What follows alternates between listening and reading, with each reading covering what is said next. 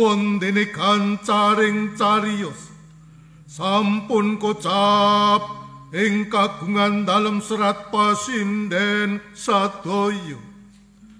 Wauto para winayang ing beksa sareng mungweng wonten ing arsa dalem dasar sami endah ingkang warna mumpuni kasusilan ing wanita wimbuh karengga saliring busana yen sinawang saking Mandrawa pantes lamun wijiling para kusuma.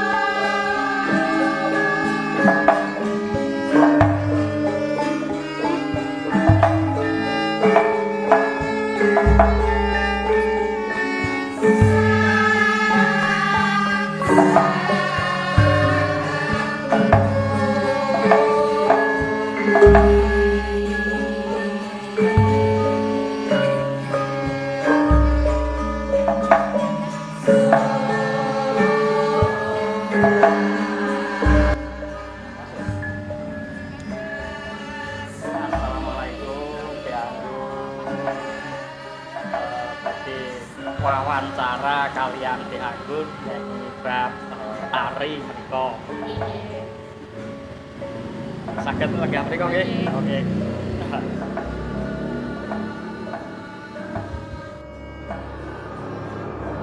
Assalamualaikum warahmatullahi wabarakatuh. Salam rahayu, rahayu, rahayu.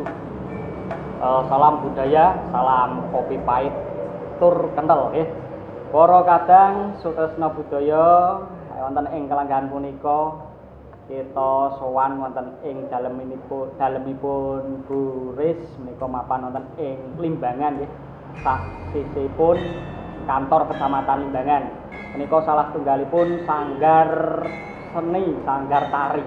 Wonten ing mriki kaleresan putranipun menika ingkang paring asma Mbak Anggun Ida Mawadah nggih.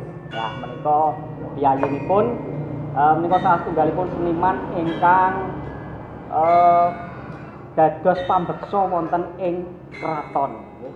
Dados menika salah tunggaling seniman ingkang dados bombong ing manah nggih. Piyayi Limbangan menika wonten ingkang pambeksa wonten ing kraton Ngayogyakarta Hadiningrat. Nah kados pundi piyambakipun kok saged beksan wonten ing mriku, maraga wonten ing mriku mangke Mbak Anggun saged dipun babar dipun jlentrehake criyosipun. Menika salah tunggaling napa nggih budaya ingkang kedah kita mangertosi kenging menapa kok saged dados pambeksa wonten ing kraton Ngayogyakarta Hadiningrat. Lah menika pinanggih kalian Mbak Anggun saged dipun jlentrehaken Mbak Anggun kados pundi ceritanipun ingkang sepisan. Ceritanya bagaimana awalnya gitu. Nggih. Matur nuwun Mas Manda. Mohon maaf. Nggih. Jawab pakai bahasa Indonesia. Bahasa Indonesia mboten napa-napa ya, tidak apa-apa ya. Nggih. Awal mula menjadi penari di keraton. Mungkin awal mula juga masuk kuliah di tari di ISI. Sebenarnya nekat awalnya. Di semester 1 itu cukup membuat adrenalin karena saya yang hanya lulusan SMA, anak IPA, yang nggak pernah berkesenian yang seperti teman-teman saya di SMKI. Mereka kan kebanyakan lulusan SMKI, tari, karawitan, yang sehari-harinya mereka sudah sering berkesenian lah. Saya masuk dalam bagian itu termasuk yang nekat dan cukup kaget dengan budaya yang baru. Nah, terus mungkin kalau untuk awalnya sendiri, kalau dari tariannya sendiri dari kecil kan memang sudah sering diajari ibu nggih. Nah, nggih. Kalasan menika nggih, Ibu Ris menika nggih kagungan sanggar tari dados Dek Anggun menika ugi remen kalian tari. Nggih, kaleresan boten saking SMKI menapa menika boten dados menapa, boten dados masalah. Lajeng kuliah mendhet wonten teng Tari ISI Yogyakarta. Tari ISI Yogyakarta. Nggih. Lajeng kok dados saged nari wonten ing keraton, dados penari teng mriku. Lah menika kan 1001 niku. Lah niku saged dipun critakaken nggih, kriyasaken. Nggih. Karena dulu di keraton itu tiap minggu wonten geladen beksan. Oh iya. Geladen beksan tiap minggu niku untuk penari putri, penari putra, anak-anak nggih wonten. Lah niku sebenarnya didorong oleh salah satu dosen. Betul. Sebenarnya awalnya, "Mbok ayo todo latihan ing keraton." Sebenarnya dari awalnya dari situ. Terus lama-lama ternyata suka dengan gagrag Yogyakarta. Terus akhirnya rajin geladen beksan tiap minggu. Ya awalnya masih wagu, sanggulan aja wagu, kebayaan wagu, pokoknya tiap minggu itu selalu dikomenin dulu sama pemucal-pemucal. Iki sesuk nek gelungan ra ngene iki lho. Sesuk iki nek ra entuk ngene iki lho. Seperti itu kan sebenarnya banyak hal yang saya belum tahu sebenarnya, tapi dari nekatan itu bisa dan mau belajar. Ngoten. Terus di beberapa tahun setelah saya rajin geladen beksan itu sering diparingi ayahan, diberi tugas dari keraton untuk ikut geladen untuk pentas-pentas. Awalnya masih yang kayak pentas di Bangsal Sri Manganti untuk pertunjukan paket wisata. Terus lama-lama diajak untuk ayahan yang lebih tinggi. Yang paling berkesan mungkin dari ayahan Bedoyo Semang. Gimana Bedoyo menikah yang paling sakral, yang paling diagungkan di Keraton Jogja. Kalau kemarin saya melihat itu ada Bedoyo Bontit itu. Bontit nggih. Beda dengan Bedoyo beda. Semang. Gitu. Nggih, jadi di keraton ada banyak bedoyo dan yang paling disakralkan itu yang Bedoyo Semang. Oh, gitu. Terus untuk menjadi penari di situ kan istilahnya itu tidak sembarang penari. Kemudian Dek Anggun bisa menjadi paraga di situ, itu ceritanya bagaimana? Awalnya dulu satu karena rajin geladen beksan, akhirnya dikenal pemucal-pemucal. Kemudian kuncinya jadi penari di sana ini sih manut. Oh gitu. Manut sama pamucal nopo ingkang diucalaken nggih. Dados mboten wonten seleksi ngoten. Tetep diseleksi nggih. Ada seleksi ketika akan dipentaskan. Sebelum pentas biasanya pemucal itu menyiapkan beberapa rakit. Jadi satu raket bedoyo itu berisi 9 orang. Biasanya sebelum pentas itu akan disiapkan 2 raket, yaitu akan diseleksi. Oh iya. Oke. Kemudian bisa diceritakan kembali pengalaman mungkin menjadi penari di keraton, apakah ada lampahan-lampahan yang harus dilalui atau bagaimana, mungkin bisa diceritakan biar para yang menonton ini, yang pecinta budaya itu juga tahu bagaimana caranya, terus bagaimana lakunya lampahannya di dalam menari tersebut. Lampahan paling berkesan mungkin dari Bedoyo Semang itu, kita diharuskan caos bekti. Nah, caos bekti wonten makam Kota Gede. Kota Gede nggih. Itu semua kalian makam Imogiri.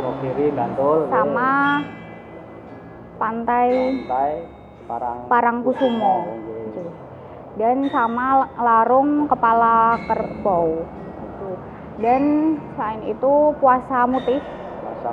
Setiap weton dan 3 hari menjelang pementasan harus puasa mutih. Gitu. Dan nanti pas buka puasanya itu harus memakai sajen dari keraton.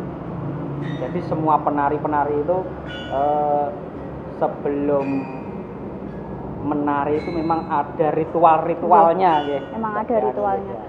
Sebelum latihan pun ada yang namanya caos dahar. Jadi sesajen terus didoa dengan abdi dalam yang ini pamutih namanya.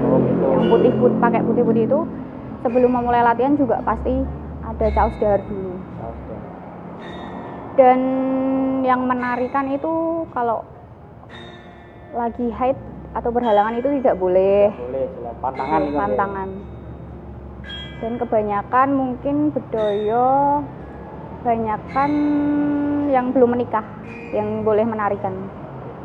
Kalau sudah menikah, mohon maaf, kemarin itu kan ada, saya melihat di YouTube itu ada penari yang muda, juga ada penari yang tua. Itu sebagai apa, mungkin bisa diceritakan? Oh iya. Nah. Jadi di raket itu ada, kalau Bedoyo itu ada yang isinya 7 orang penari dan 9 orang penari. Itu diapit oleh pengapit namanya. Itu pengapit yang sepuh itu, yang sepuh. Pengapit itu nanti berada di depan penari dan di belakang. Tujuannya untuk mengapit itu nanti ketika ada penari yang misal kostumnya jatuh atau perpetenya jatuh, nanti pengapit yang akan membenarkan seperti itu. Oh, jadi maksudnya begitu. Nah, tadi Di Anggun menjelaskan bahwa penari itu harus nuwun sewu tasih legan nggih, dereng kromo. Ananging ing salebeting tarian Bedoyo Semang utawi Buntit niku wonten pengapite ingkang sampun sepuh. Lah menika tujuanipun ngapit niku kersane menawi wonten kedadosan utawi kejadian yang mungkin jatuh propertinya bisa untuk mengambil gitu nggih maksudnya. Gitu. Nggih. Dados wonten filosofinipun para kadang tidak sembarangan menari di keraton itu harus melakukan puasa, kemudian ritual-ritual yang dilakukan juga itu sesuai dari mungkin itu turun-temurun ya seperti itu. Iya. Oh gitu.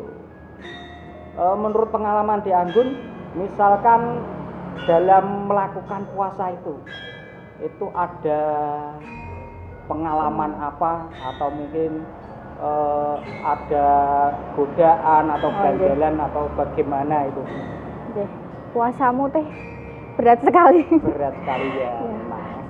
Sebenarnya selain dibolehkan untuk makan nasi saja dan air putih, itu dibolehkan untuk makan ketela putih. Apa? Telo natri. Pohong napa telo? Pohong napa nggih? Yang putih. Pohong. Pohong. Itu boleh. Pengganti nasi, kalau misal nggak bisa makan nasi itu pakainya telo itu, pohong. Beratnya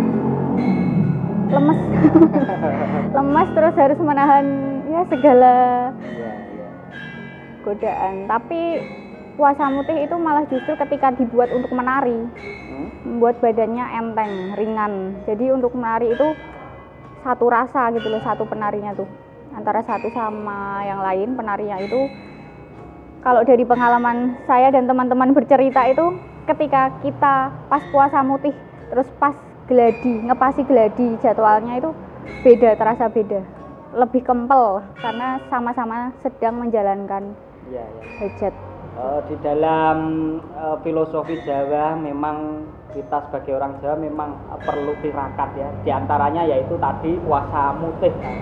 Jadi memang supaya membersihkan dari hati, pikiran ya, supaya bersih ketika kita marogo bekso menika nggih ketawis napa ketingal pasuryanipun auranipun ya menika saged ketawis ingkang kala wau dianggo nari menika luar biasa para kadang. Auranya itu bisa terasa.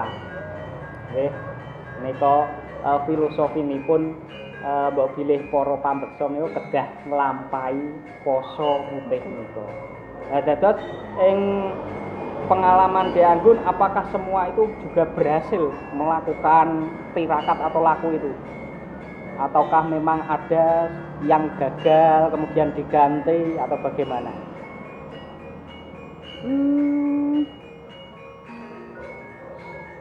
Semuanya itu berhasil melakukan puasa itu? Bisa. Bisa semua? Bisa semua. Ya. Tapi pernah sekali itu ngayai kenaikan tahta Sri Sultan itu kan nggak bisa ditonton orang luar, itu benar-benar yang Pais Ageng lengkap semuanya.